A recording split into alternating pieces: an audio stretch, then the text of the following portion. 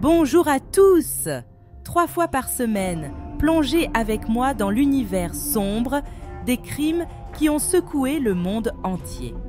De disparitions mystérieuses aux meurtres les plus effroyables, nous explorerons ensemble l'injustice, l'impunité, la corruption et les jugements les plus implacables qui ont marqué ces affaires. Avant de plonger dans ce récit captivant, je vous invite à vous abonner et à activer la cloche pour ne manquer aucune notification. N'oubliez pas de laisser un like, cela m'aidera énormément à continuer à vous proposer du contenu. Sans plus attendre, plongeons ensemble dans chaque détail de cette affaire criminelle.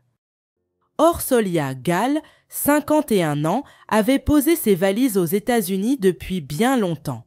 Mais avant ça, elle avait grandi en Hongrie, à Budapest, où elle avait décroché une licence en économie. Une vie plutôt classique, jusqu'à ce fameux jour.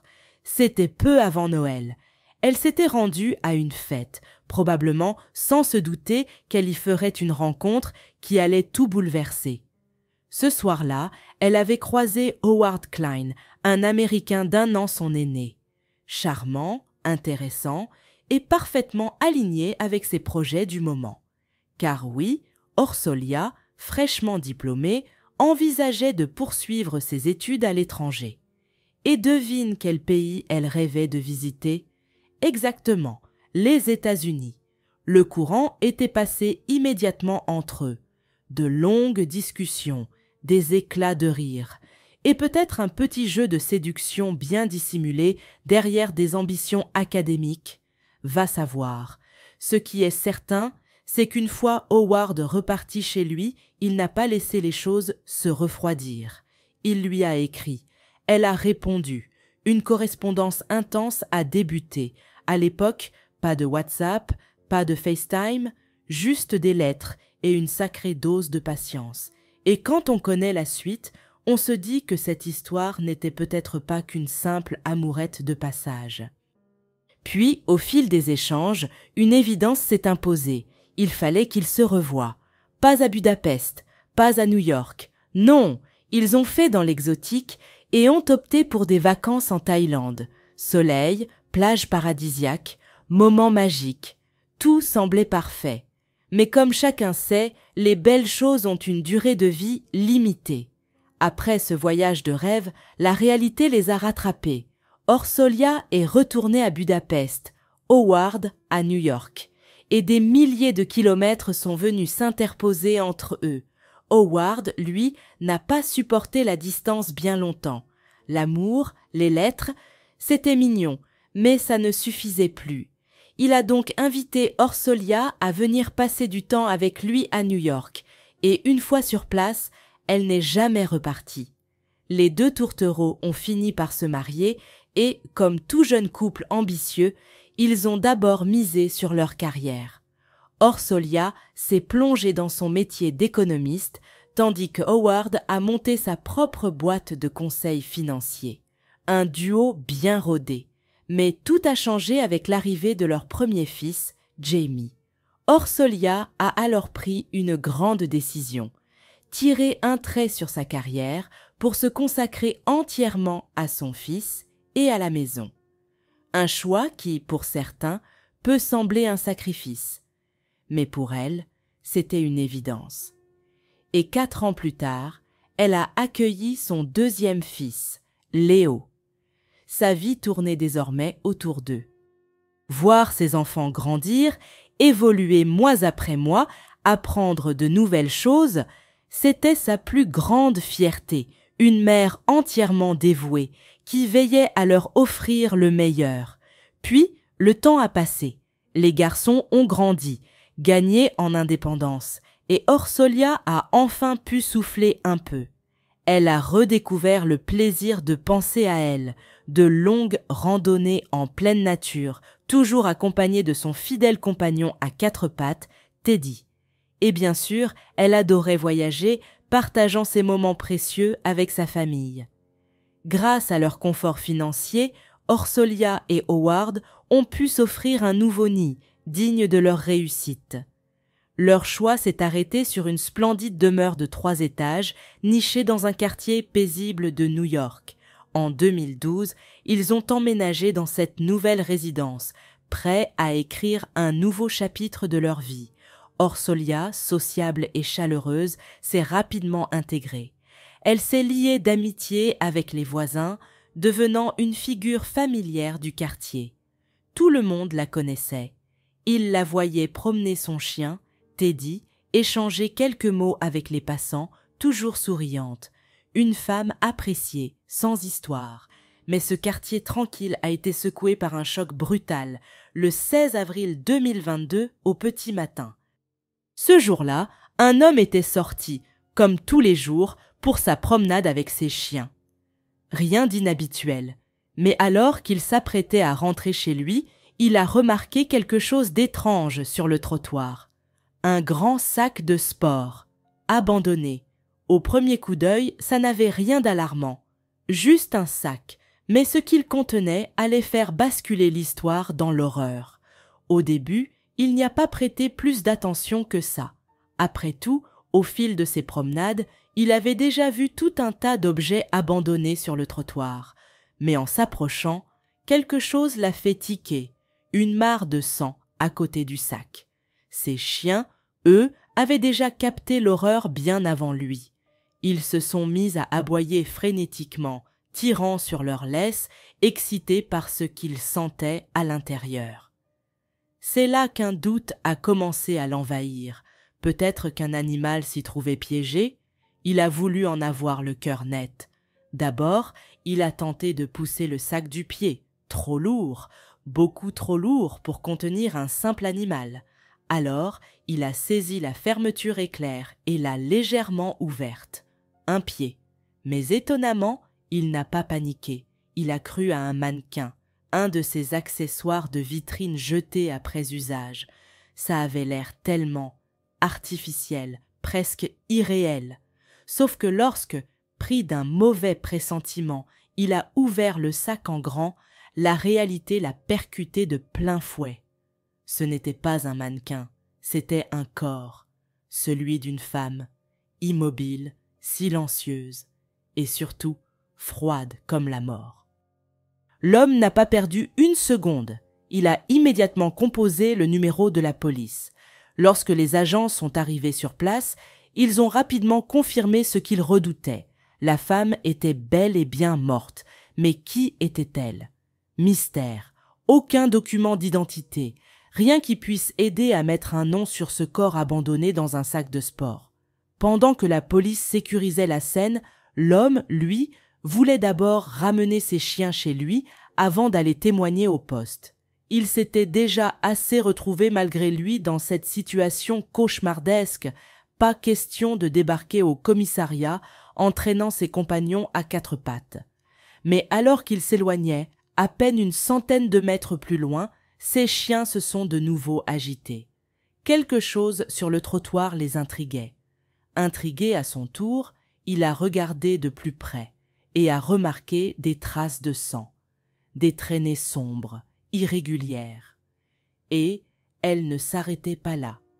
Elles formaient un sentier macabre, indiquant clairement une direction. Comme si quelqu'un avait traîné ce sac, pas en voiture, mais à pied. La police a suivi cette piste sanglante. Elle les a menés à une maison à un peu plus d'1 kilomètre de là. Une belle demeure sur 2 étages, un bijou immobilier estimé à 2 millions de dollars. Mais ce qui comptait ce soir-là, ce n'était pas sa valeur, c'était à qui elle appartenait. Cette maison, c'était celle d'Orsolia Gall. À l'intérieur, il n'y avait qu'une seule personne, son fils cadet, Léo, 13 ans, seul. Ce matin-là, Léo a été brutalement tiré du sommeil par une intrusion qu'il n'aurait jamais imaginée. Des policiers ont débarqué dans sa chambre. Encore ensommeillé, il a mis quelques secondes à comprendre ce qui se passait. Pourquoi ces hommes en uniforme étaient-ils là? Pourquoi cet air grave sur leur visage? Il ignorait tout du drame qui venait de se jouer. Il ne savait même pas que sa mère n'était pas à la maison. La veille, elle était sortie voir des amis, et quand elle était rentrée, lui dormait déjà paisiblement dans son lit, loin de tout soupçon. Mais en suivant les policiers à travers la maison, il a découvert l'horreur. Des traces de sang, partout, au rez-de-chaussée, au sous-sol. Là-bas, sur le sol froid, un couteau gisait comme un témoin silencieux du carnage. Et puisqu'il était le seul dans la maison, les policiers ont immédiatement cru tenir leur suspect. C'est à ce moment-là qu'ils ont commis une erreur qui allait leur être vivement reprochée. Sans prendre le temps d'examiner les faits, ils ont plaqué Léo sur son lit, lui ont passé les menottes et l'ont embarqué. Un garçon de 13 ans, en pyjama, pieds nus, traîné comme un criminel avant même d'avoir pu comprendre ce qui lui arrivait.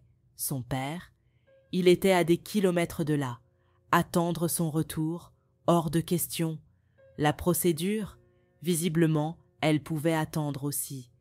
Léo a été jeté dans la voiture de police, seul, sans adulte pour le soutenir. Mais très vite, en l'interrogeant, les enquêteurs ont compris qu'il s'était trompé de cible. Léo n'avait rien à voir avec le meurtre de sa mère.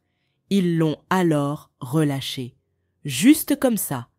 Comme si cette scène d'arrestation brutale n'avait jamais existé. Howard et Jamie, eux, ne savaient rien. Rien du cauchemar qui s'était déroulé chez eux.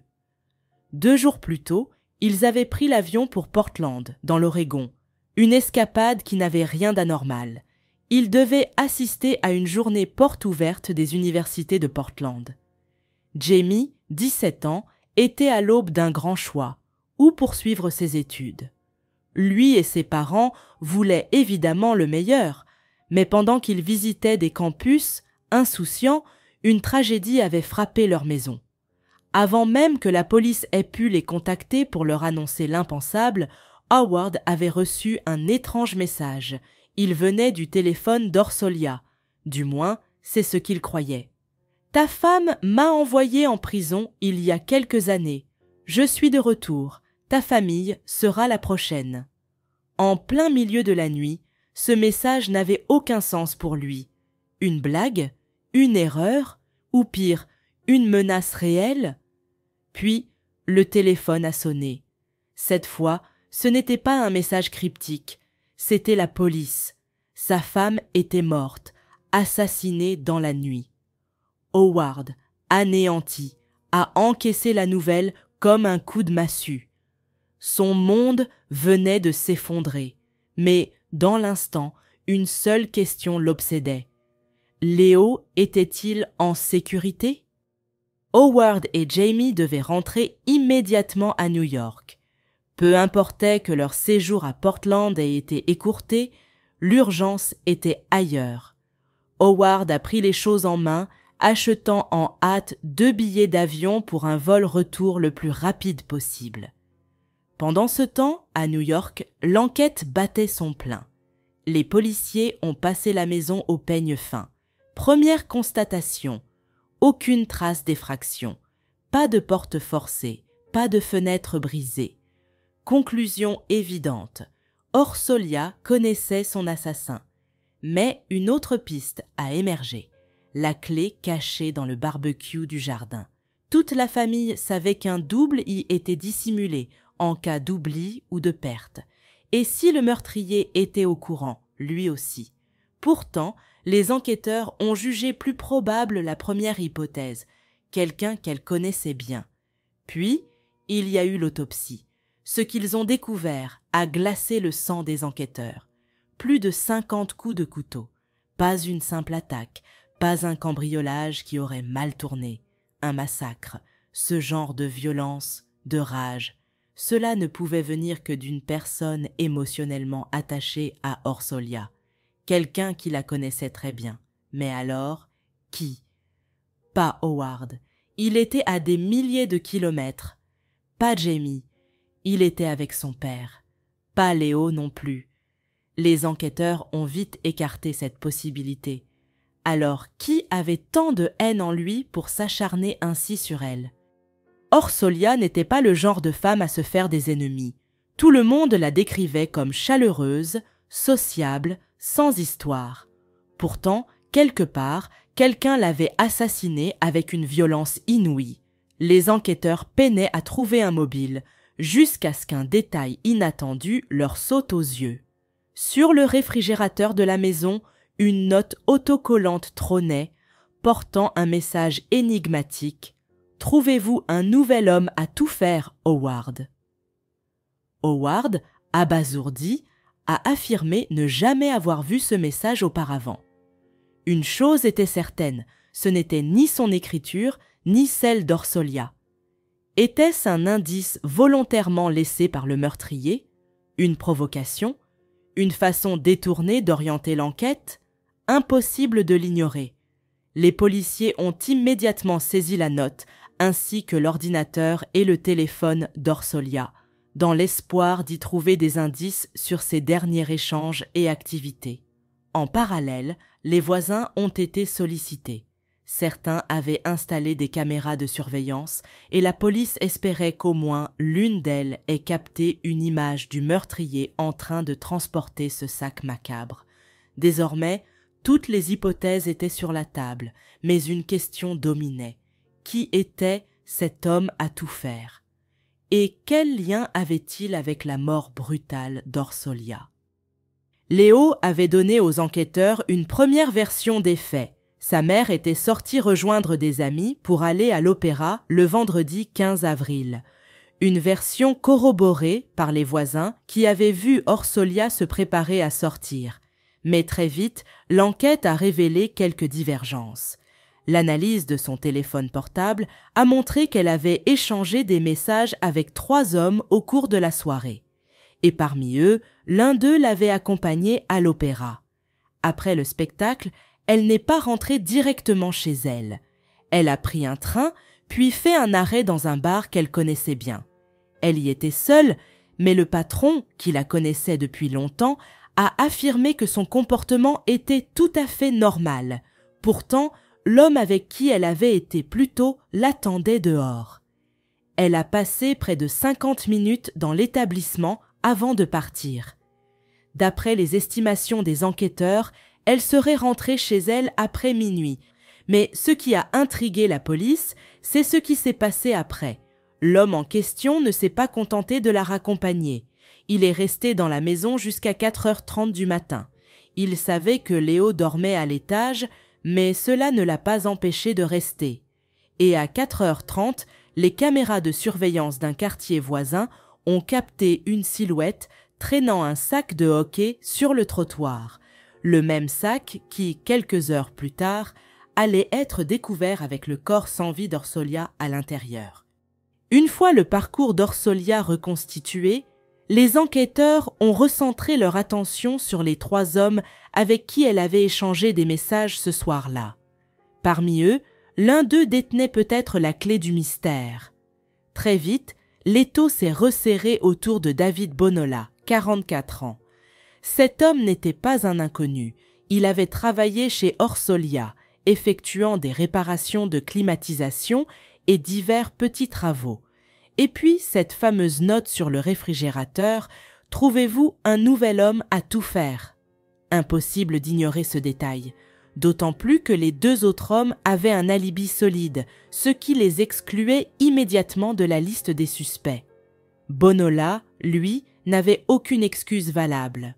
L'enquête sur lui a commencé presque aussitôt après la découverte du corps. Rapidement, des images de vidéosurveillance ont révélé un détail troublant. Aux premières heures du 16 avril, David Bonola a été filmé marchant dans les rues près de son appartement. Ses mains étaient bandées, un détail que les enquêteurs n'ont pas pris à la légère. En creusant, ils ont découvert qu'il avait consulté un médecin pour faire soigner ses blessures, mais que celles-ci étaient trop profondes. On lui avait conseillé de se rendre dans un hôpital approprié pour des soins plus sérieux. Des coupures aux mains, peu après un meurtre impliquant un couteau, coïncidence? Certainement pas. Les preuves s'accumulaient, et les enquêteurs étaient désormais convaincus que David Bonola était leur homme. Il ne leur restait plus qu'à trouver des éléments concrets pour le relier au crime. Son domicile a été identifié et à ce stade, une priorité s'est imposée, récupérer ses ordures. Si David était bien le meurtrier, alors il était possible qu'il ait tenté de se débarrasser d'indices compromettants. Quand le camion poubelle est arrivé pour sa tournée habituelle, les policiers ont intercepté les sacs appartenant à David avant qu'ils ne disparaissent à jamais, mais nous reviendrons sur ce qu'ils y ont trouvé dans un instant. D'abord, concentrons-nous sur David lui-même.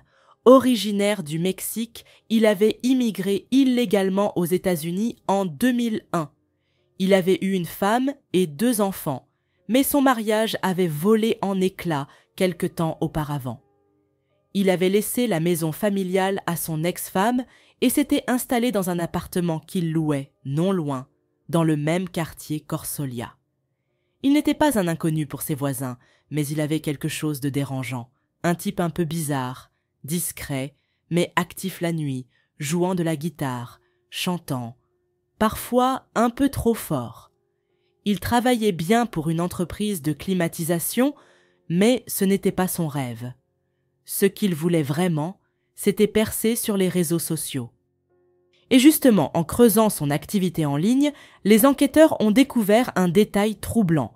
Sur sa chaîne YouTube, aucune vidéo postée, mais une playlist bien remplie. Son contenu, des vidéos sur New York, exclusivement axées sur des crimes et délits. Un simple centre d'intérêt ou une obsession malsaine qui en disait long sur son état d'esprit. David n'avait pas qu'une seule obsession. En plus de sa playlist macabre sur les crimes de New York, il en avait une autre, tout aussi révélatrice. Une collection de vidéos sur la séduction, des conseils pour aider les hommes à obtenir une femme sans problème, une vision bien particulière des relations, et visiblement une méthode qui ne fonctionnait pas pour lui. Les enquêteurs ont découvert qu'il fréquentait un café de New York plusieurs fois par semaine. Il y commandait toujours la même chose, un café et un gâteau, puis il restait assis pendant des heures. Son passe-temps ? Accoster les femmes, leur poser des questions intrusives et les mettre mal à l'aise. Il ne semblait même pas remarquer le malaise qu'il provoquait. Pire encore, il laissait des lettres d'amour aux employés, qu'il glissait directement dans le pot à pourboire. À plusieurs reprises, son comportement a tellement inquiété le personnel que la police a été appelée, mais à chaque fois, avant que les agents n'arrivent, il disparaissait. Toutes ces informations donnaient un profil inquiétant. Il était désormais le suspect numéro 1. Mais une question demeurait. Pourquoi ? Pourquoi aurait-il tué Orsolia ? Quel était son mobile ? Alors que la police tentait de le localiser, le 20 avril, une scène totalement inattendue s'est produite. Les enquêteurs étaient près de la maison d'Orsolia, interrogeant des voisins, tentant de récupérer d'éventuelles nouvelles images de vidéosurveillance. Et soudain, David est apparu de lui-même. Il s'est approché des policiers, les a regardés droit dans les yeux et, avec un calme troublant, a lâché ces mots « Je comprends que vous cherchiez le suspect, mais je ne sais pas si c'est moi que vous cherchez. » Il n'a pas cherché à fuir. Dès qu'il s'est présenté aux policiers, il a été immédiatement arrêté et conduit pour interrogatoire. Et c'est à ce moment-là qu'il a lâché une révélation explosive. Il n'était pas seulement un employé de passage dans la vie d'Orsolia. Ils avaient une liaison depuis 2 ans. Leur relation était instable, faite de séparation et de réconciliation, mais toujours charnelle. Début avril 2022, après une pause, elle avait repris contact avec lui et leur liaison avait repris. Mais cette fois-ci, ça n'a pas duré. David avait des soupçons. Il était convaincu qu'elle voyait d'autres hommes. Orsolia, excédée par sa jalousie, lui aurait lancé un ultimatum.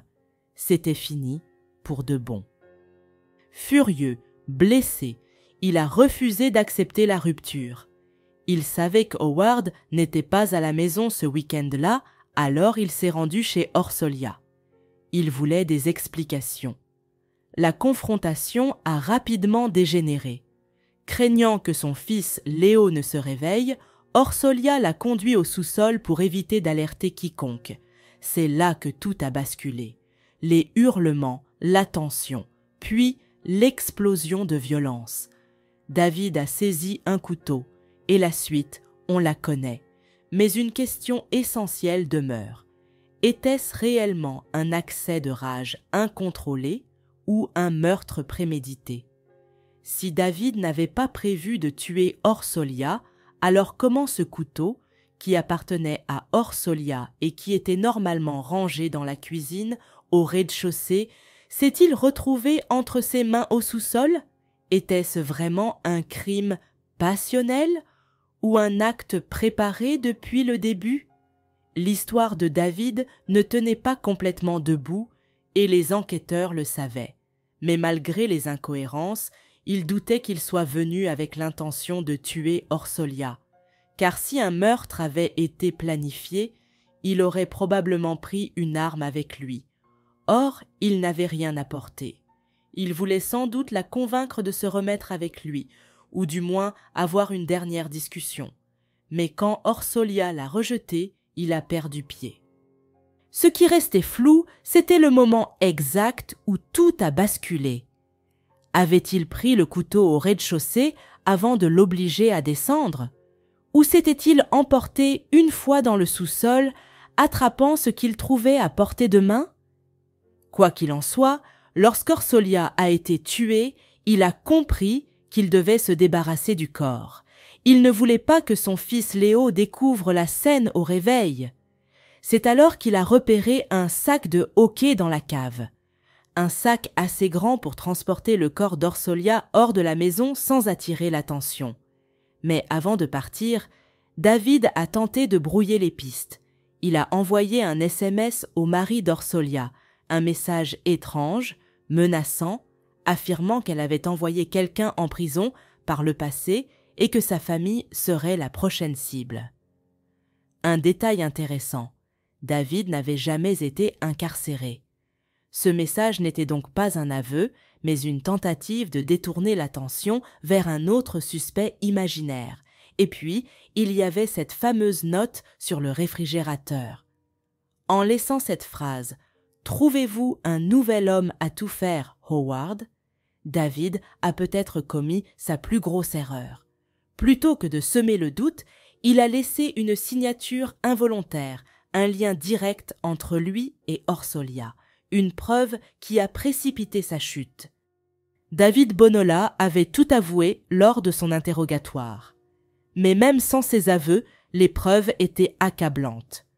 Dans les déchets récupérés par la police, les enquêteurs avaient trouvé ses chaussures couvertes de sang, sa chemise tachée, ainsi que plusieurs pansements. Pas vraiment le kit habituel d'un innocent. L'analyse a rapidement révélé que le sang sur ses vêtements appartenait en grande majorité à Orsolya. Il n'y avait plus de doute possible, David était bien son meurtrier. Affaire classée?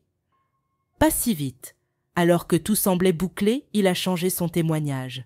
Toujours coupable, mais avec une toute autre version des faits. Et quelle version? Il a prétendu qu'Orsolya lui avait transmis le VIH. Selon lui, furieux et blessé par ses nombreuses relations, il s'était rendu chez elle pour demander des explications.